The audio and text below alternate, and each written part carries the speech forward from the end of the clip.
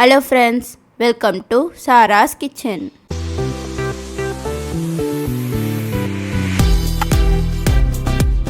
இன்னைக்கு நம்ம காரசாரமான மிளகு கோழி வறுவல் எப்படி பண்றதுன்னு பார்க்கலாம் வாங்க. அதுக்கு முன்னாடி நம்ம சேனலை சப்ஸ்கிரைப் பண்ணாம இருந்தீங்கன்னா மறக்காம சப்ஸ்கிரைப் பண்ணிக்கோங்க. ஃபர்ஸ்ட் நம்ம மசாலா ரெடி பண்ணிக்கலாம். அதுக்கு கடாயில 2 ஸ்பூன் மிளகு, 1 ஸ்பூன் சீரகம், 1 ஸ்பூன் சோம்பு, 2 ஸ்பூன் தனியா,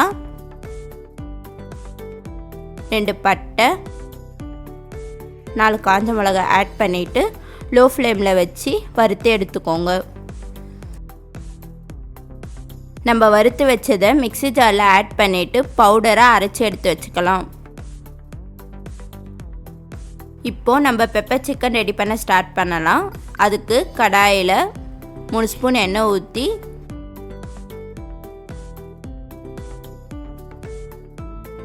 எண்ணெய் சூடாயிட்ட பிறகு 1 ஸ்பூன் சோம்பு, 2 பட்டை ஆட் பண்ணிக்கோங்க.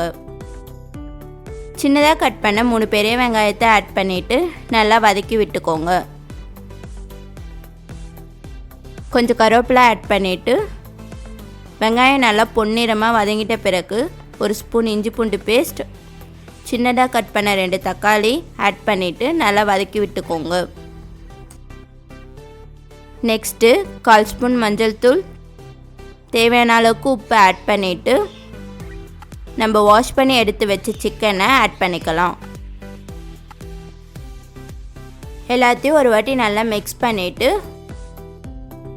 மூடி போட்டு சிக்கனை 5 மினிட்ஸ் வேக விடுங்க. 5 minutes later. இப்போ நம்ம அரைச்சி வச்ச மசாலாவை ஆட் பண்ணிக்கலாம். மசாலா எல்லாம் சிக்கனில் இறங்குற மாதிரி நல்லா மிக்ஸ் பண்ணி விட்டுக்கோங்க. மூடி போட்டு 15 to 20 மினிட்ஸ் சிக்கனை நல்லா வேக விடுங்க. 20 minutes later. இப்போது சிக்கன் நல்லா வெந்திருக்கும்.